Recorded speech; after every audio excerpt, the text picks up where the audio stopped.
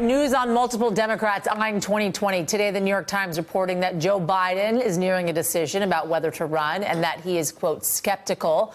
Other Democrats thinking about challenging Trump can win. One of those Democrats could be Texas Democrat Beto O'Rourke, who is flirting with a 2020 run. Tonight, the Wall Street Journal reporting he is planning a tour filled with stops outside the Lone Star State. Certainly looks like a trial run to me. Meantime, Senator Elizabeth Warren making 4 stops in Iowa this weekend, talking about income inequality and political corruption. The other big story in Democratic politics tonight, Congresswoman Alexandria Ocasio-Cortez posting this video on her first day in office, trolling critics on the right. Over 19 million views already. She's getting the 60 Minutes treatment. Watch this. I think that it only has ever been radicals that have changed this country. Do you call yourself a radical? Yeah, you know, if that's what radical means, call me a radical. When you have a progressive tax rate system, your tax rate, you know, let's say from $0 to $75,000 may be 10% or 15%, et cetera. But once you get to like the tippy tops, on your $10 millionth dollar, sometimes you see tax rates as high as 60 or 70%. So that tax proposal, 70% on income above $10 million, sparking debate, getting support from Nobel Prize winning economist Paul Krugman, and scorn on Fox. I don't think they care.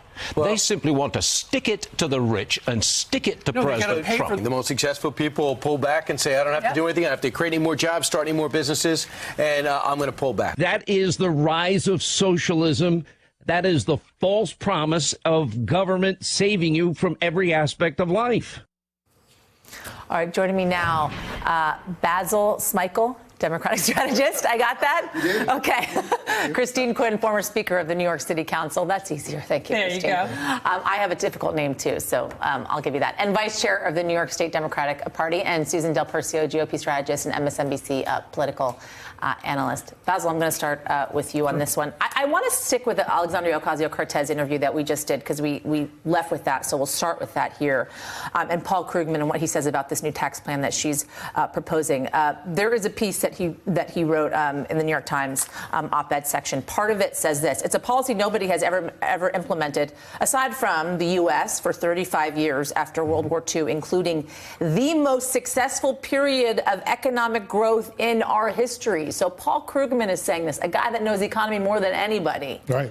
And he's saying this could actually work, a 70% tax rate on people that make over $10 million. Yeah, she says, if you think that's radical, call me a radical. And you know what? There have been reports that have been done that say this can actually contribute tens of millions, almost $73 trillion over 10 years to our bottom line if it actually gets implemented. The concern is, A, I think it actually can work, but B, the concern is that those people will actually change their behavior. That's the downside of it. So the question is, can you actually collect all of the money that you think you are from the taxes? You know, I want to applaud the Congresswoman because she has an idea, a really good idea, a Green New Deal. Mm-hmm. And she's putting out a plan of how to pay for it. We saw a tax cut that, among other things, has taken our deficit up $2 trillion. The president never put out a plan to how he would pay for the tax cut that he got through. Here you have a woman on her basically first day in office acting responsibly with a plan to pay for a new deal, as opposed to the president who $2 trillion, it's like nothing. He didn't have to show any cost savings to offset the tax cuts, and that's bad government. What do you make, Susan, of this AOC phenomenon, it seems, getting the 60 Minutes treatment? I mean, there are people on both the left and the right that are criticizing her. It's not just the right. It's the left also that are saying, you know what, spend a little time in Washington, spend some time in office before you start putting policies out there like this one. Well, but the right just kind of baited her with that dancing video. Like, of course she danced when she was in college. That's fine. And I actually think her response was got a heck of a lot of views for it. Yeah. Now, when it comes to releasing or proposing a tax increase of 70% on those making $10 million or more, I'm pretty sure, politically speaking, there's a lot of Democrats in Washington who don't want that to be the conversation. one, heading into 2020, which I'll know we're talking about, and also with the looming shutdown and everything else going on. So I think the interview went very well for her, but I think it's time for her to learn the business, because she made a comment there that it doesn't matter what the facts are here or there once or twice. Yeah. It's the way you feel about it. Now, I said could say morality over right. morality and, over and facts. I agree. Like Donald Trump and his Right. comments are are a reflection of him, which I think are horrible. But the same goes for her. She's got to get the facts down. She's got to learn the way of how to operate and respect that there is a process. But let me also just play this down, and I want to get to the 2020 stuff too, because we have a lot to talk about with regards to 2020. I don't want to spend the entire time on AOC, but I do want to play this down from Whoopi Goldberg on The View, who was also pretty critical of her, and you wouldn't necessarily expect it from someone like her. Let's watch this. You just got in there, and I know you got lots of good ideas, but I would encourage you to sit still for a minute and learn the job before you start pooping on people and what they've done. You got to do something too. Well, look, you can't disagree with don't criticize your colleagues, right? You can't disagree with that. That's sound advice from Whoopi, period. But look, this idea that you should wait your turn, I find that offensive. If women waited their turn, if LGBT people, if people of color, if disabled people waited their turn, we'd still be at the back of the line. Right. It's not waiting your turn. Wait your turn, everybody. Wait your turn. And Listen, Basil, go ahead. There's a reason that the Congress is the first branch of government mentioned in the Constitution, and the fact is, it's probably the most traditional. Also, probably the hardest to change. Having said that, if she's going to try to create a movement within the chamber in the way that she's tried to do outside of the chamber, I actually think that that's good writ large for everybody. I don't like the idea of her constantly being reprimanded. That actually does bother me a lot. Okay, I need to hit up Biden and Beto in the 2 minutes that we have left. So first, Biden, Susan, is he going to run? And he thinks he's the only person that could beat Trump. Well, the problem I have is with any candidate that needs to be talked into it or doing it to be, the savior of any party.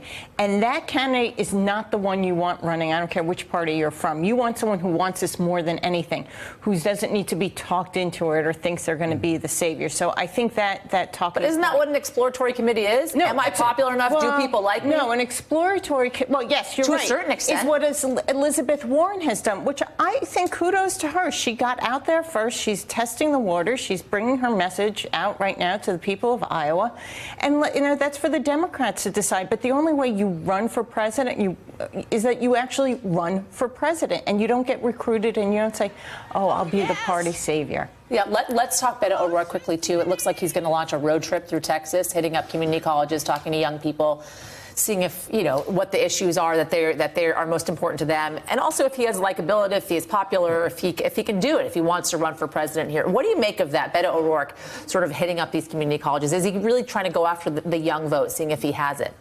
Well, clearly, if he's going to community colleges, that's his focus, right? I mean, it's not about talking to the professors. Right. It's about talking to the students and seeing how deep. But does it make sense? Well, look, I have congratulations to Beto O'Rourke. He ran an amazing race. He did great. But I have a little bit of an issue with the Beto O'Rourke phenomenon because Stacey Abrams did better than he did. Yeah. Yep.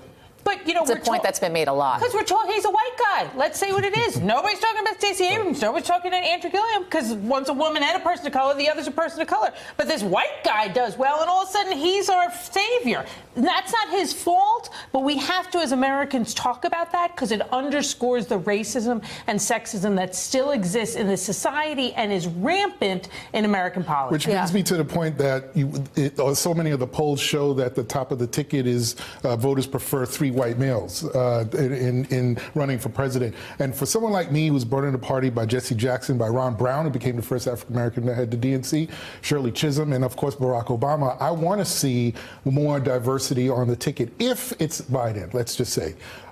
He'll be hard to beat, but not impossible to beat. I think the number 2 position, that VP position, is where you'll start to see a lot more conversation about diversity and so on and so forth. They're going to kill me, but can a diverse ticket beat President Trump?